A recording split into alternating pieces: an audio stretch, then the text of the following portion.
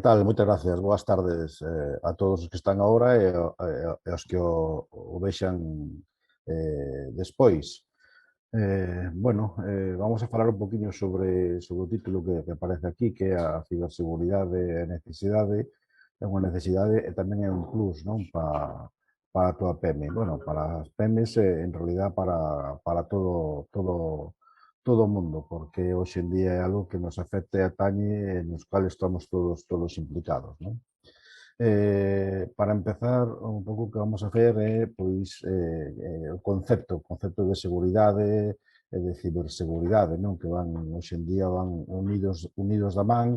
Hasta non fai moito pensábamos nun tipo de seguridade e hoxe en día temos que ampliar ese concepto moito máis, non? Se buscamos a mellor definicións de que é a seguridade ou a seguridade en diferentes entornos, pois unha das definicións que podemos encontrarnos é esta que poñemos aquí, non? Que é un estado no cual os peligros ou as condicións que poden provocar daños de cualquier tipo, tanto físicos como materiales ou psicolóxicos ou incluso eh, teñen acción sobre o benestar e a saúde dos individuos. É unha fonte, digamos, indispensable da vida cotidiana. Que significa isto? Que significa que se non temos seguridade, se non estamos seguros, se non estamos nun entorno no cual nos sentimos a gusto ou seguros, pois posiblemente as nosas actividades non se desarrollen exactamente igual, non? Por lo tanto, é algo que necesitamos ter garantido para poder desarrollarnos como personas e, naturalmente, falando de empresas, todavía moito máis, non? Ten hai moitos tipos de seguridade. E nos permite tamén crecer, desde esa seguridade nos permite desarrollarnos, crecer, elevar a cabo todas as cuestións que teñamos no noso entorno, non? Hasta agora, un pouquiño, o tema de seguridade basábamos pois non a seguridade física, non?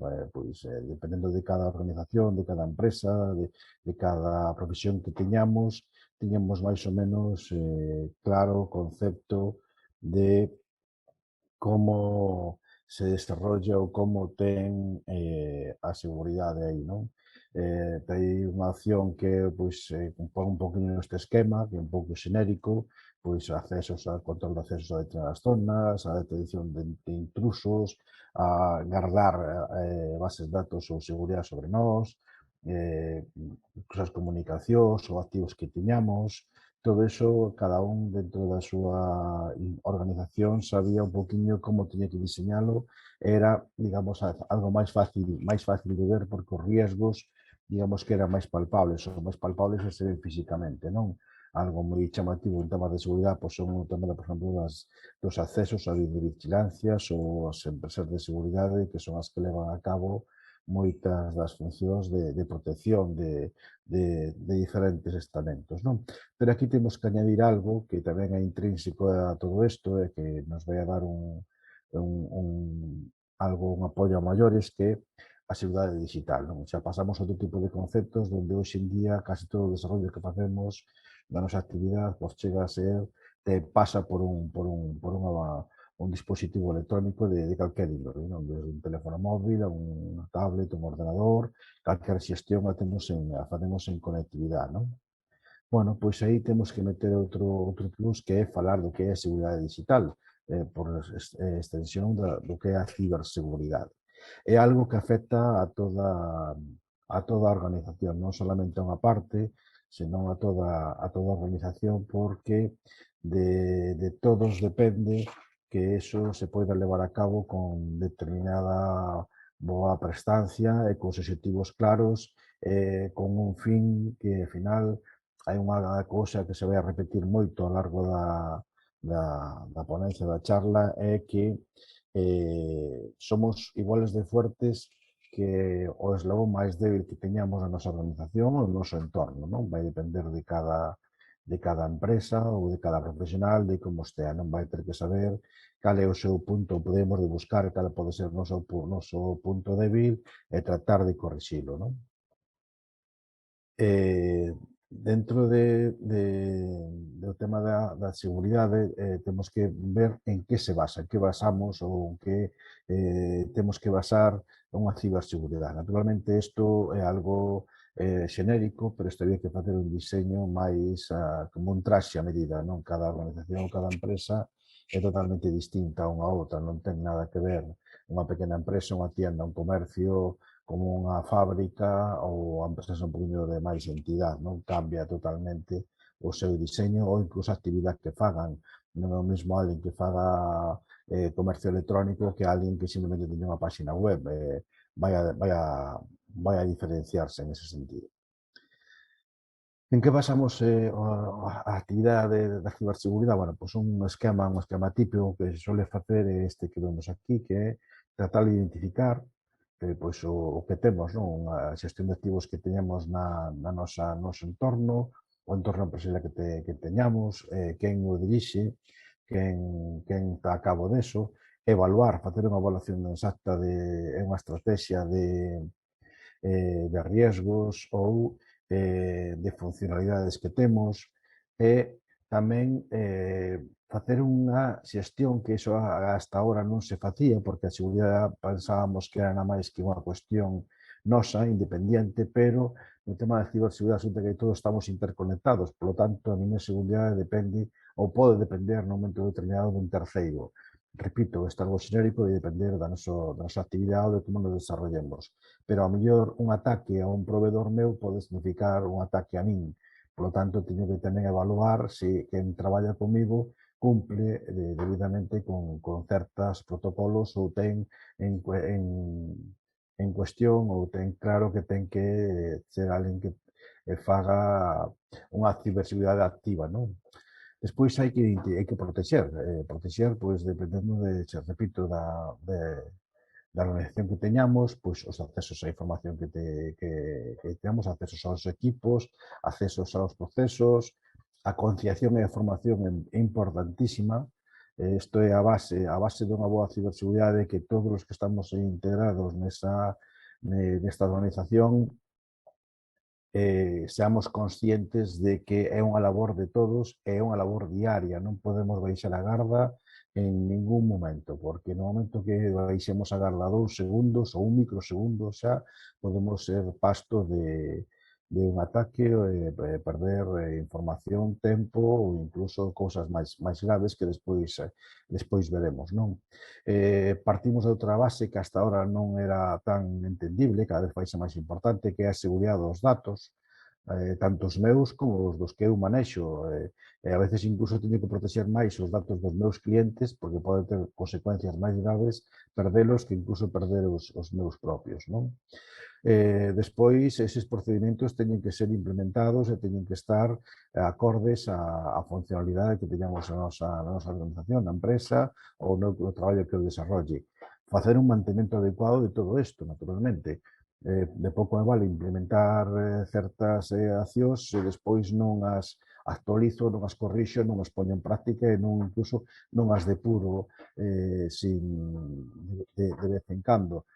Ter tecnoloxía tamén para protexernos, non solamente a moita xente pensa que protexer unha empresa é colocarse un antivirus aos ordenadores e ter un sistema operativo actualizado, non, vai moito máis alá porque o atacante, desde logo, cada vez é máis sofisticado e utiliza técnicas cada vez máis sofisticadas, aínda que vamos a ver despois tamén que a principal fallo, o principal porta de entrada ás organizacións ou empresas ou ás persoas case sempre o factor humano, sempre é o factor humano o que máis falla, non? Despois deberíamos de ter un sistema que fora capaz de detectar anomalías, ataques ou irregularidades que podamos ter noso entorno digital para poder actuar contra el. Facer un control continuo desa seguridade e ter un proceso activo de detección. Eso é o que deberíamos de ter, non? Repito, isto é algo xenérico, vai depender de cada organización, empresa ou actividade que fagamos, pero a diferentes niveles é unha forma básica de actuación e de traballo, non? E despois saber como responder en caso de ter ou de ser un ataque. planificar unha resposta, tela prevista, facer unha comunicación e análisis de que nos pasa, porque podemos, neste caso, ter que informar a terceiros de que sofremos un ataque, que decía antes, se atacan un proveedor meu ou un fabricante, pois vamos a supoñer, de ventanas de aluminio, o meu proveedor sofre un ataque que lle vulneran datos personais ou datos de bancos ou calquer outro dato que poda ser sensible, el ten que informarme para que eu poida protexerme en caso de que os meus datos estén abertos ao aire en algún sitio, non? Que poida poñer medios para que non sufrir un daño colateral ao seu ataque. Esa é unha mitigación e despois tratar de mellorar sabendo que ese ataque pode ser ou pode repetir, pero se aprendemos, mellor podemos evitalo, podemos correxilo, non? E despois recuperar os daños. A veces, moitos dos casos de ataques informáticos consisten que consiguen bloquear ou anular información que teñamos, máis que a mellor anular a capacidade de traballo ou de produción, e se temos unha boa política de recuperación de datos, pois posiblemente o que vamos a facer é recuperar esa información e podamos a poder seguir traballando, non? Aquí volve a aparecer o tema da comunicación porque a resposta aquí é múltiple, o sea, nós estamos interconectados con moita xente e a través de nós pode circular un ataque que podemos chegar a parar se informamos debidamente ao noso entorno, non? Repetimos tamén o tema de analizar e tratar de mellorar, porque con cada ataque, como se eh, hostigamento aos sistemas cada vez melloran, temos que estar todos os días aprendendo e mellorando ese rendimiento, non? Para entendelo un pouquiño estar todos os días alerta para que entender que no entorno onde nos movemos, no entorno cibernético, temos que estar sempre, tratar de estar sempre ollo a visor para non ser, digamos, o factor máis vulnerable que sea máis fácil atacable. O tema é que os que fan un ataque buscan sempre os fallos máis sensibles e a veces unha simple vistazo a unha páxina ou a un acceso pode ser suficiente para eles para conseguir os seus objetivos, non? Hai que entender tamén que se non facemos isto temos unha responsabilidade e podemos sufrir uns persuizos máis importantes en moitos casos, non? Vai depender do que fagamos e como estemos nelo, non? Simplemente por facer un pouquiño de estadística e de que vexades como se está movendo o ambiente e as cousas aquí, pois fijadevos, hai un dato que o 71% das pymes sofreu un ataque durante a pandemia. Isto son datos de 2019 e 2020. Estamos no 22, 21, a tendencia é que iba a seguir igual ou crecendo, non? E casi todos os ataques son basados na ingeniería social, o sea, isto é o que decía eu, o factor que utiliza como porta de acceso ou entrada a cooperación do factor humano. Non atacan tanto os sistemas ou os equipos como si o mellor o factor humano que lles facilite o acceso ou a entrada.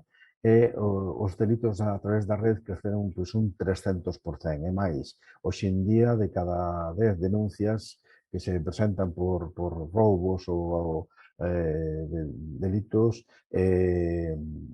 suele ser 7, suelen ser ter que ver coa rede, con internet e unhas súas variantes, non?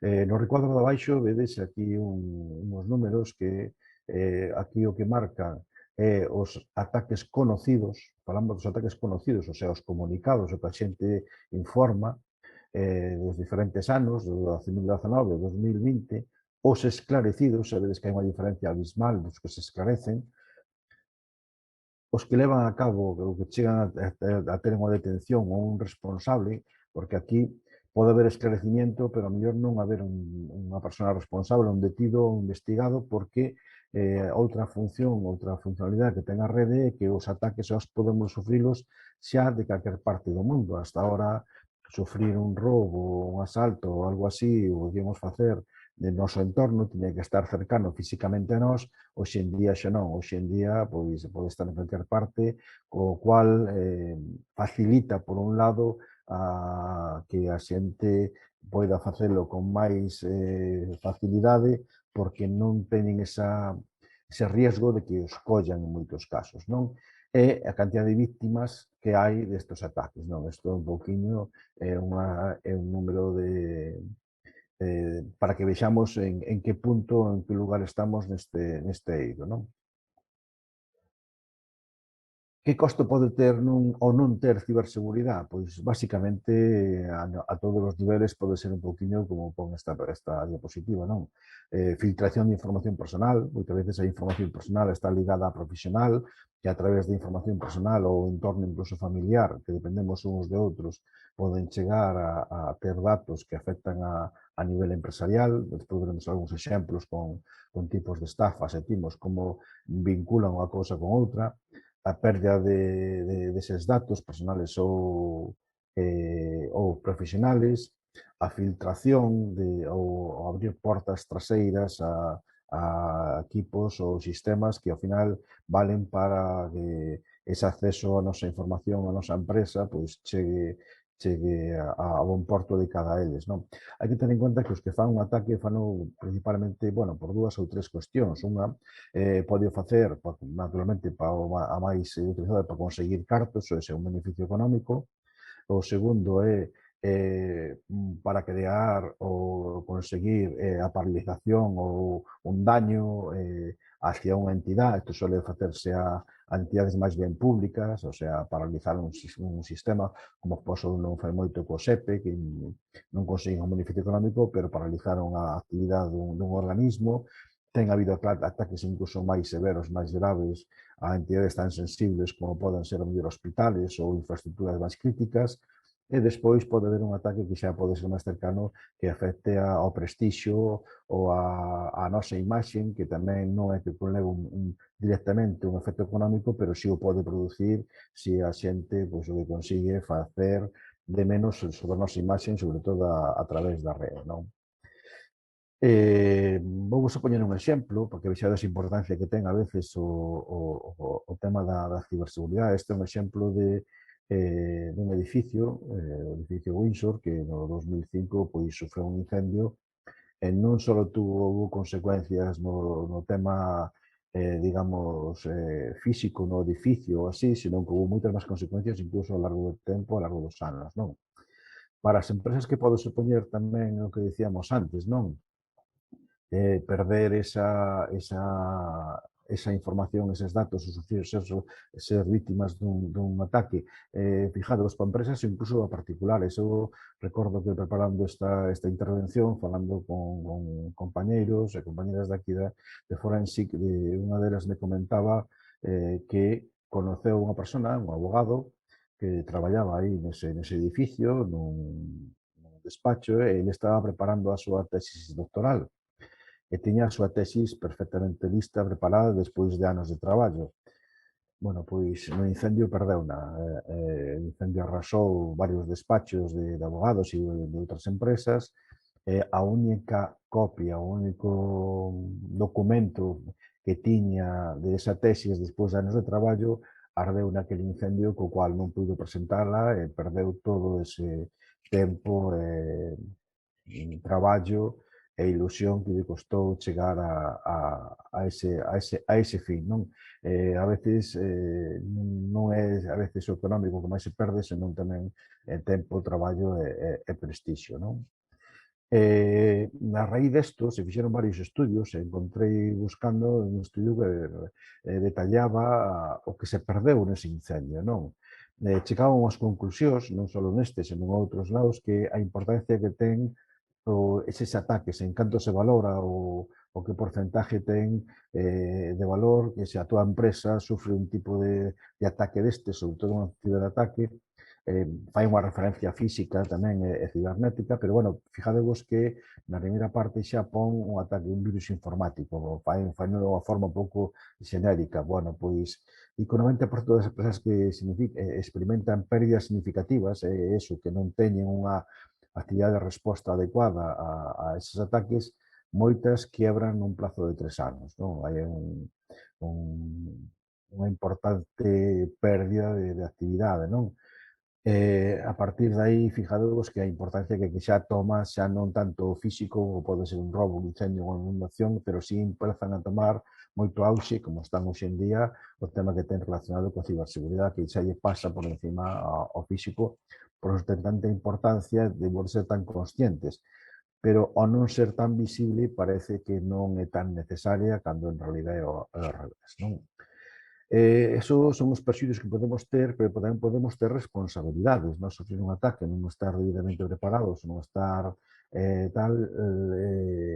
adecuadamente protegidos, ainda estando, podemos ter que facer frente a certas responsabilidades. Pode ser unha responsabilidade interna de traballadores ou directivos, ou ao revés, os traballadores de responsabilidade ante a empresa por incumprir ou mellor normas ou políticas de seguridade, despois detallaremos un poquinho ao final pois, que facer ou que podemos facer para ser cibernéticamente seguros, a ter unha ciberseguridade activa, e podemos ter unha responsabilidade externa, podemos ter pois, o tema de protección de datos que está tan en auxe, cada vez tan importante, como con clientes ou proveedores, o que decíamos antes, dependemos uns de outros, estamos dentro dunha cadea, o que nos pasa a nós pode afectar a terceiras persoas, por lo tanto, debemos estar debidamente adecuados a facer unha resposta ou unha comunicación adecuada para que todos poidan chegar a responder a elo.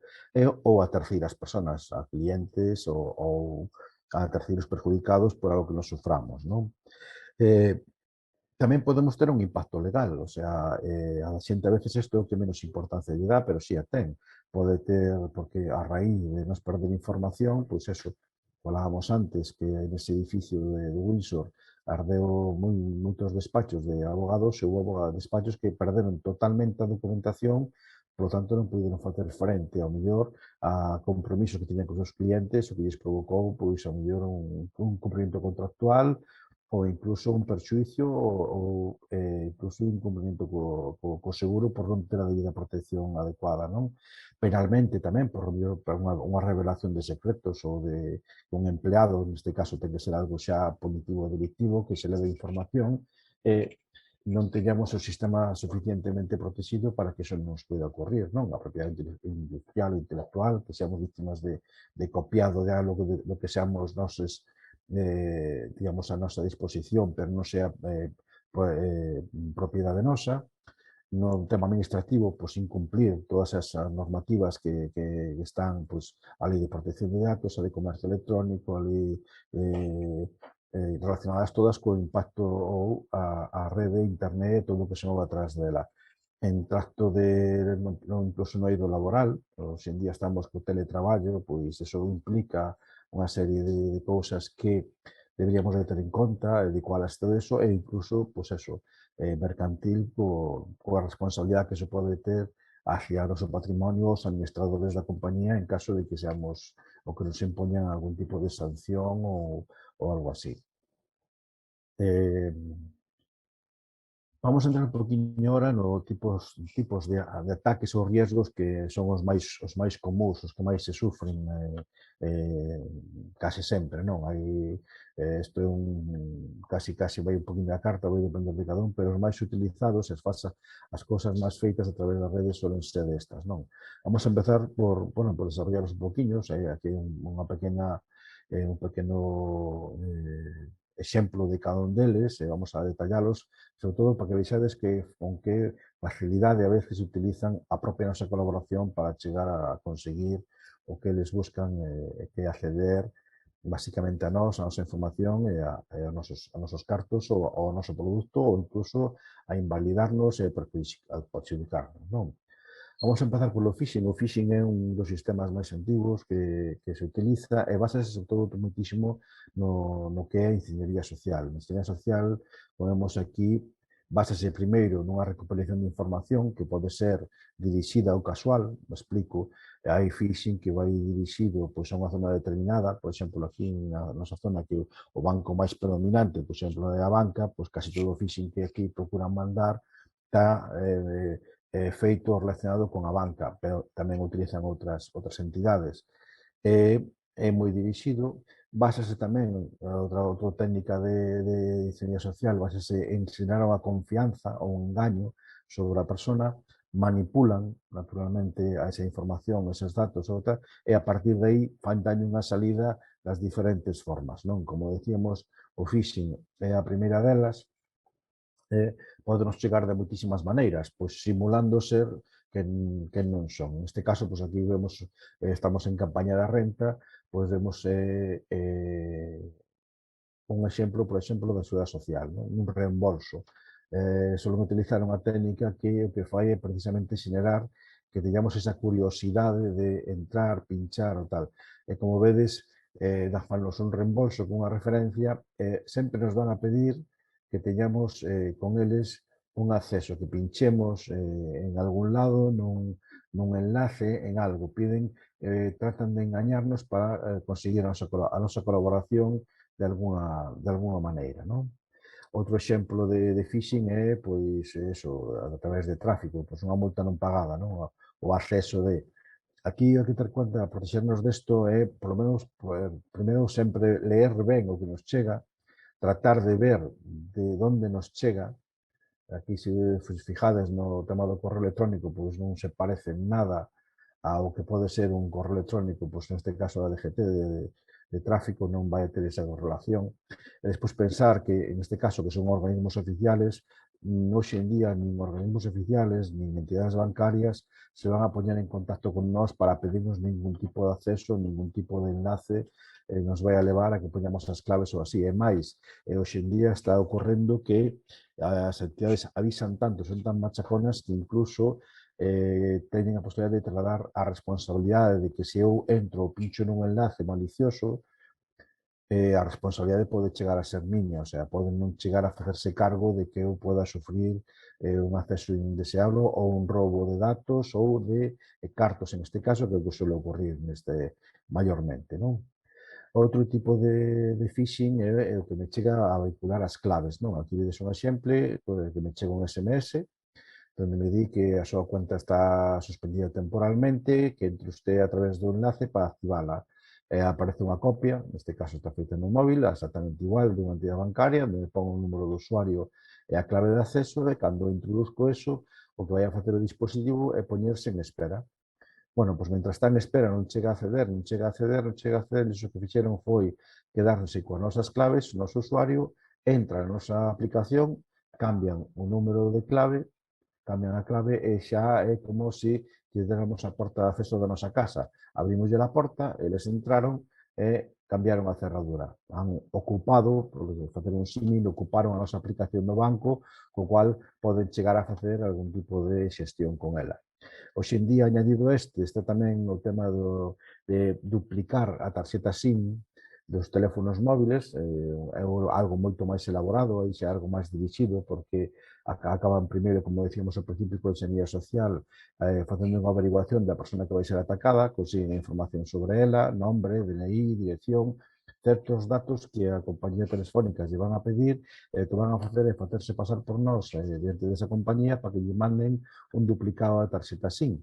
Unha vez que teñen ese duplicado da tarxeta SIM, van a lanzar este ataque que temos aquí, consiguen as claves de acceso e consiguen a tarxeta SIM do teléfono, instalan nun dispositivo e automáticamente nós quedámonos sin teléfono e eles poden operar directamente coa súa aplicación e recibindo os mensaxes no seu móvil que pasou a ser unha copia do meu, pero o meu deixa de funcionar. Moitas veces, cando nos damos cuenta, pois a medida se chegaron a facer transferencias, vaciado de cuentas, vai a depender de cada persona, non? Outra forma de facer un ataque é unha chamada telefónica, o fraude telefónico. Isto utilizan sobre todo para conseguir datos, non? Chamadas desde algún sitio que o que fan é conseguir facer información sobre nós.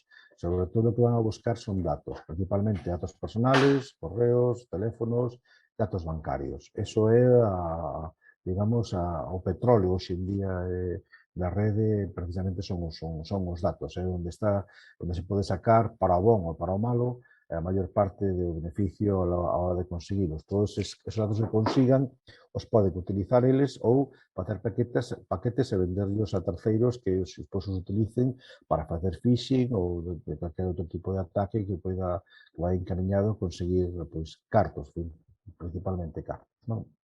Outra forma é facer picar a xente con anuncios falsos. Estes anuncios os podemos encontrar tanto en prensa como os podemos encontrar sobre todo en redes sociais de tipo Facebook, Instagram ou así, nos van a aparecer anuncios que chamativos, non? Como aparecen aquí, a última inversión de Risto Mejide asombra os expertos e terroriza grandes bancos, non? Pinchamos aí e o que nos levan é un engaño, pues, neste caso a última que estamos vendo foi o que fan con José Andrés e o que che fan que te leva un enlace que para que invirtas en criptomonedas, para que fagas con empresas de brokers de criptomonedas que ao final lo que acaban sendo toda unha estafa, un timo, non chegan nunca a bon puerto. Outro exemplo é as estafas amorosas. O sea, isto é un poquinho máis elaborado. Son perfiles en redes sociais, poden ser tipo Facebook, Instagram ou as máis normales ou incluso específicas, como pode ser de contactos, en este caso de Tinder, e aquí hai unha noticia que di que incrementouse o tema das estafas a través de aí, porque o que fan é, digamos, acceder personalmente a xente, consiguen información sobre eles ou incluso consiguen algo para despois chegar a facer un chantaxe porque consiguen que lles envíen ou fotos ou datos ou algo así que a persona despois ten riesgo ou medo de que poidan facer públicos e con iso o que fan é amenazalos, que lles pasen o acceso ou que lles pasen cartos ou que lles pasen información, vai depender de cada persona o que lle poidan chegar a facer. Normalmente o que fan é un chantaxe para conseguir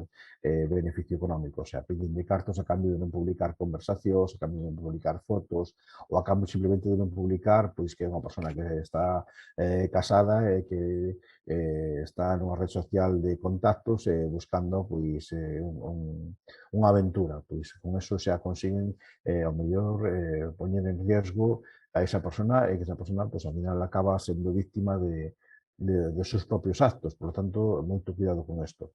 En todos estes casos, se nos pasa algo así, aquí é moi importante o tema de nunca xa máis acceder a ese chantaxe e denunciar sempre.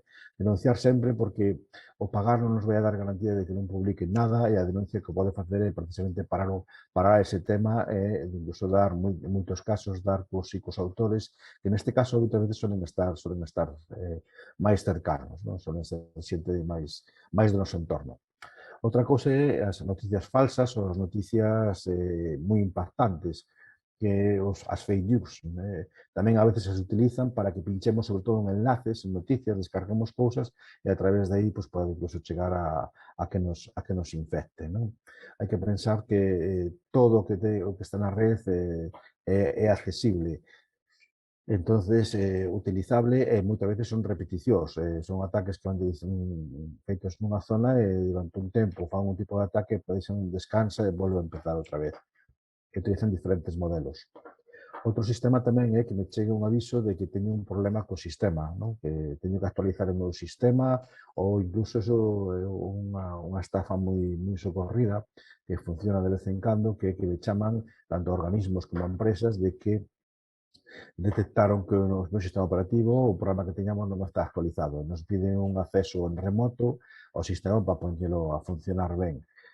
Non deberíamos xamais dar acceso en remoto a nadie que non sea algo que nos teñamos debidamente contratado e auditado e sependo con quen fai ese acceso, porque un acceso en remoto é abrir a porta de par en par a calquer cousa e a calquer persona. Non sabemos quen pode chegar a entrar por aí, non? Outro tipo de conseguir ou de facer unha estafa pode ser tanto a particulares, sobre todo isto máis en particulares que a empresas, pero hai empresas que funcionan a veces ese tipo de páxinas, é cando nos vendemos algo. Penso que podemos ser víctimas cando compramos, nada máis, pero cando vendemos tamén podemos ser estafados. É un exemplo, este é un exemplo moi cercano, unha persona que vende un coche, o pon a venta, e o pon por un precio. Bueno, pois o anuncio puxo ás 4 da tarde e ás 4:05 recibeu a primeira chamada. Aquí na fotografía que vedes que a matrícula ten tapada, pero en realidad a matrícula tapei eu, porque non se vira, porque ela publicaba a foto do coche coa matrícula. Non se deben de publicar matrículas de coches así porque é unha fuente de acceso á información. Vos pensade que a matrícula dun coche eu podo ir a tráfico e pagando unha simple tasa danme o titular desa matrícula. Por lo tanto, cantos menos datos poñamos visibles na rede, pois mellor, menos vulnerables somos, non? Como digo, puxo anuncio ás 4 da tarde e un poquinho máis tarde chegoulle unha chamada que estaban interesados no coche, que lle gustaba moito, que quería vir a buscaro, pero non era, como vedes aquí, o anuncio da Coruña, pero a persona que quería comprar estaba en Córdoba. Para facer a reserva do coche, lle dixo que lle mandaba un Bizum, un sistema de pago moi posto en auxe hoxe en día, e efectivamente lle mandaba un Bizum. Este foi o Bizum que lle mandou. En realidad, se lemos ben o que figura, aquí parecen 400 euros, que é o que a señal que lle iba a pagar el, pero en realidad temos que ler perfectamente, fixadevos, pago pendiente, o sea, se ela chega a aceptar isto, porque isto o escribe el, se chega a aceptar o que fai a facer é pagar 400 euros, non cobrar 400 euros. Entonces, ollo con ese tipo de cousas, sobre todo informarnos ben, e ler ben, e saber ben como funcionan estas aplicacións, nas ventas tan fáciles, tan chollos, moito cuidado porque a veces os chollos poden salir caros. Hai outra forma de engaño que se ten feito a empresas que cando venden un material, mandarlle un cheque, sobre todo se faise con cheques, por un valor superior ao acordado na venta. A persona chega ese cheque, o cheque vamos ao banco, é perfectamente válido, non lo convalidan incluso. Que ocorre? Que como eles saben que os bancos, as entidades bancarias, para, digamos, cobrar ese cheque que fai a miña entidade como ingresa na miña cuenta, pero ao meu cargo, manda ese cheque por compensación bancaria e uns días máis tarde, cando chega a entidade pagadora, fai a conversión, paga. Eles aproveitan ese espacio de tempo para que? Para mellor anular o cheque ou denegar o pago. Normalmente iso vai nos ocurrir sempre con entidades de fora de aquí e que os compradores non van a estar físicamente aquí. Pois iso, moito cuidado a hora de facer ou recibir transaccións dese tipo, que solen ser fora do noso entorno, fora do cotidiano, non? Unha empresa, unha pyme, normalmente sempre traballa con a mesma xente, con os proveedores, con os clientes, se xenera algo máis vai ser buscado ou iniciado, cuidado cando nos busquen a nós e todo isto sea demasiado fácil, demasiado bonito, hai que mirar ben e ler ben, sobre todo, as condicións e as formas, non? Outra forma que podemos encontrarnos é co típico de que me tocou algo, non? Ou enganches de que podes ver o perfil de alguén, ou podes acceder ao seu WhatsApp, ou regalos de aniversario. Todos nos van a pedir o mismo, que pinchemos, que vayamos a pinchar nun link. Mentres leamos isto, non hai problema. Eu aconsello sempre é automáticamente borralos, nin entrar a ver, nin a probar, porque este enlace non sabemos o que descarga. Se o descargamos no noso móvil, pois o infectado vai ser un móvil personal. Que ocorre? Que normalmente as pequenas empresas, as pymes, o móvil que utiliza o empleado ou incluso a xente que traballa aí suele ser o mismo que utiliza para traballar, o mismo que utiliza de forma personal. Bueno, pois estamos infectando unha cousa con outra, ou abrirlo desde un ordenador que utilizo no traballo. Aquí hai algo moi importante que veremos un poquinho despois ao final, que é o que temos que facer a hora de protexernos, que deberíamos facer unha separación moi estricta do que é a parte personal da parte profesional e non utilizar unha cousa no outro, incluso non compartir equipos, porque iso pode ser unha facilidade de que se, bueno, eu teño a mala suerte de que eu ou alguén do meu entorno, o meu fillo, ou a miña muller, ou alguén, pois pincha nun enlace deses porque se equivocou ou por curiosidade, se eu o fago nun dispositivo que utilizo para traballar, tamén a un personal, estou poñendo en risco a miña parte personal, pero tamén a da empresa ou do traballo que eu faga. Por eso, a veces, simples cousas, proyectar o que decíamos antes, facer unha proyección ou promoción boa do que é a ciberseguridade como teña que ser, é moi importante, non? Outro sistema é, sobre todo agora que estamos en época de crisis, de que a xente busca traballo, son as ofertas chollo. Aquí hai que facer unha salvedade. Ollo con isto porque moitas veces si se levan a cabo, si nos chegan a pagar o mellor incluso por traballar esa cantidad de tempo que nos den aí, non sei se esas cantidades, pero bueno, pero aquí podemos incluso incurrir nós nun delito, porque eles o que buscan con estes casos é que pagamos un sistema que se chaman facer de mula, que eles o que van a pedirnos son os datos nosos, van a decir que é unha empresa que se dedica a vender a través de internet, que os cobros os fai no país e que necesitan alguén que lle gestione eses cobros e que lle envíe os cartos deses cobros a outras entidades que gestione, digamos, que faga un pouco de departamento de facturación, de cobro de facturación e envío a outro lado. E o que estamos facendo é blanqueando, sendo víctimas de unha organización algo que fai a blanquear cartos a través da nosa conta. As nos van a chegar uns ingresos que poden ser de timos e estafas de outra xente e nós o que vamos a facer é que automáticamente recibimos eses ingresos e os enviamos a donde nos din e nos pagan unha comisión. Aí estamos sendo colaboradores dun delito e podemos ter incluso consecuencias legales graves. O sea que cuidado con isto cos temas de ofertas de traballo ou con chollos así, non? Outra forma de ataque moi extendida, un poquinho máis dirixida, xa vai xa moito máis dirixido é o tema do pendrive ou de dispositivos que nos dan para que nos conectemos, non? Isto recordo un dos casos, a todopoderoso Tesla, unha das formas que lle chegaron a acceder aí foi precisamente con unha memoria USB. Dentro das súas oficinas o que facían é deixar ou montar un chiringuito que regalaban cousas, un empleado que o colleu, o chegou, o enchufou nun USB da empresa e automáticamente aí se infectou todo o sistema, non? Hoxe en día vemos en moitas empresas, sobre todo as entidades bancarias tal, que non permiten o acceso físico de ninguna forma aos equipos informáticos, precisamente para corrixir ou evitar esta forma de ataque, non? Outro tipo de fraude é o fraude do CEO. Aquí este xa un poquinho máis elaborado, xa vai depender incluso da información que teñan sobre esa empresa, consiguen ter un acceso posiblemente ao correo electrónico, ás comunicacións ou información, e a través de aí o que van a facer, como vemos un poquinho neste esquema, é suplantar de moitas formas pois un directivo ou alguén con capacidade de decisión dentro dunha empresa que vai mediante correos, nunca directamente ou nunca por voz, porque o personal identificaría que non é a persona que sende, que ten quen fala que é a que ten diante, que é a que corresponde con esa persona ou ese directivo, e o que fan é cambiar ou cuentas onde se teñen que efectuar pagos ou ordenar pagos a cuentas ou entidades que nada teñen que ver co traballo ou coa actividade que desarrolla a empresa. Incluso poden ser intermediarios dunha estafa. Recordo un caso dunha pequena empresa de Vigo que se dedicaba á elaboración de material para hoteles, de limpieza e así, que, bueno, interceptaron correos entre ela e un hotel, a través desa intercepción deses correos, fixéronlle creer a empresa que ia ter un contrato moi importante con unha cadena de hoteles, e unha cadena de hoteles fixéronlle creer que esa empresa, que tiña un tipo de prestixio, que ia facer un bon precio para venderlle unha serie de produtos, non? Chegaron a utilizar as súas cuentas, tiñan acceso totalmente ás cuentas, e conseguiron que certas empresas lle fixeran un pago adiantado por material, con as cantidades importantes.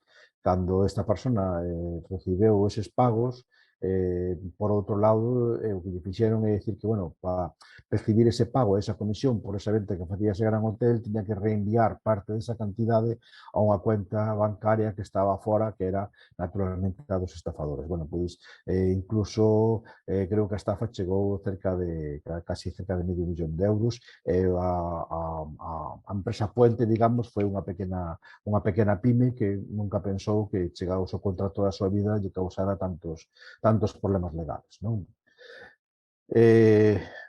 Despois está o máis temido e o que últimamente funciona moitísimo máis, que é o ransomware, non? Que nos pode chegar a atacar calquer tipo de equipo informático, telefónico, incluso algún sistema, e o que fai é secuestrarnos a propia infraestructura que nos teñamos, non? Explicado dunha forma sencilla para que se entenda, e nos chega, pois, por exemplo, como este caso que é moi reciente, que é unha actualización, unha suposta actualización de Windows 10, pero que se convirte nun ransomware. A partir de que a instalamos, o que fai é que nos bloqueen os equipos informáticos, nos bloquea todo o que teñamos aí, e o que nos fa que nos pide un rescate a pagar, posiblemente casi sempre en bitcoins, que son máis difíciles de seguir, a rastrear, non?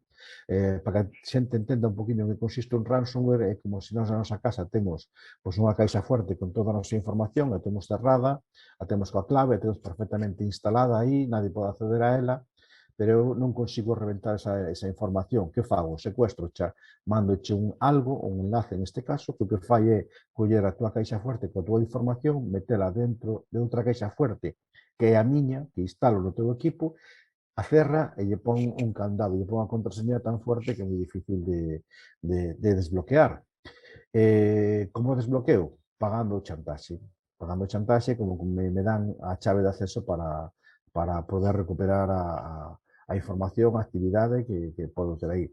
Isto pode ser tan grave como que se a unha empresa lle bloquea todos os seus sistemas, se deixa de facturar ou deixa de facer un servicio aos seus clientes, aos seus proveedores, pois pode chegar a provocar o cierre. Na pandemia, o que máis creceu, a actividade que máis creceu foi a compra a través de internet, e a que máis creceu fora de internet foron precisamente as empresas de reparto de paquetería. Bueno, pois moitos ataques de ransomware se recibiron pequenas empresas de paquetería que tuveron que deixar de funcionar porque o sistema informático non funcionaba, co cual os clientes deixaban de traballar con eles e buscaban a alguén que se fora capaz de protexerse deso. A maior defensa contra un ataque de ransomware, ainda que parezca mentira, son a copia de seguridade, ter un doble sistema de copia de seguridade potente que evite que se me roban algo, pois se me secuestran esa caixa fuerte, ter unha copia desa caixa no outro lado que non poidan secuestrar, non? Para que se entenda un pouco máis gráficamente. Bueno, para ir terminando xa, que podemos facer, non? Que é o que temos que facer para evitar ou implementar todo eso? Bueno, pois, principalmente, as principales funcións que temos que facer é facer unha formación, unha formación continua, todo o que podamos, canto máis concienciado, mellor. Conocer as nosas instalacións, nosos equipos, quen traballa con nós, o grado de implicación que teñen, e formalos, porque a veces a persona máis inesperada é a que pode ser a porta de acceso, non? Concienciar a todo o mundo que teñamos na nosa organización de que somos importantes, de que debemos de ser seguros, de que non debemos de deixar, igual que cando marchan da empresa se preocupan de poñer alarma, deixar a porta cerrada ou non deixar nada visible, ou facer, pois no tema cibernético exactamente igual. A ciberseguridade consiste en eso, que a nivel de protección manteñamos todos no mesmo nivel. Facer unhas políticas de seguridade ou de ciberseguridade claras, informar a xente que está aí, facer que as cumplan, evalualas de vez en cando, protexernos, non? De todos estes ataques que vimos aquí nesa formación, os teremos como evitalos, pois moitas veces a mellor pois, nunha pequena empresa pois teño que ter os sistemas actualizados sempre, utilizar programas digamos legales, non copias ou pirateados ou craqueados por un amigo. Facer esas actualizacións sempre que nos las envíen. Ter un sistema, un antivirus, unha protección cortafuegos adecuado. Un antivirus non quer dizer que xa teña un antivirus xa estou protegido, non. Conleva moitas máis cousas. Facer que as contraseñas sean o suficientemente seguras, ter unha boa política de contraseñas, que non se garden en calquer sitio, que se actualicen, que non se compartan, non utilizar correos personais ou profesionais para diferentes cousas, para darse de alta en diferentes páxinas ou redes sociais. Todo ese tipo de cousas que encontraremos nunha formación adecuada é o que nos vai a protexer. E, a partir de aí, que podemos facer tamén con empresas especializadas deste mundo, pois contratar desde esta formación e concienciación que van a ser os mellores en poder facelo e a condicionarse, porque van a facer un estudio da nosa organización, da nosa empresa, nos van a decir a parte máis adecuada, porque non se trata de gastarse, non de invertir, e invertir ben, o que temos que facer é a quen temos que formar. A partir de aí tamén podemos contratar servicios externos que nos den, pois, por exemplo, como o tipo SOC, que é un sistema que o que fai é un centro operativo de seguridade, que se encarga, digamos, de forma externa de monitorizar e protexer a nosa información, a nosa organización, que fai tamén esa xestión de riesgo que facíamos, porque non todas as empresas teñen unha persona que pode estar dedicada a ciberseguridade, ainda que cada vez esa figura é máis importante. que se encarga tamén de auditar todos os programas que temos e tecnolóxicos que temos para ver se en algún sitio foron vulnerados, hai algunha cousa que hai que protexer, e que nos poden dar incluso un servicio pues, de protección constante e continuo, o sea, 24 por 7 e 4 horas por 7 días a semana. Poden estar aí a nosa disposición porque a veces os ataques non se producen en horario de oficina, podense producir en outro momento, necesitamos ter a seguridade de que podemos encontrar a alguén que nos poda axudar a dar resposta a estas inquietudes. Bueno, pois pola miña parte, pois pouco máis xa que contarvos, xa que isto daría para moito máis, pero tampouco é cuestión de contarlo todo nunha sola vez. Aquí tedes os meus datos de contacto, os nosos datos de contacto, e se calquer cousa tedes, calquer inquietud, calquer cousa que querades que saber ou que vos aclaremos pois un poquinho máis polo miúdo, pois aí tedes o meu contacto e os nosos datos de contacto. Pola miña parte, pois agradecerlle á Diputación, en este caso a Cibergal, a Entega, o tema de poder colaborar con vos, quedo a vosa disposición para que o que necesitedes.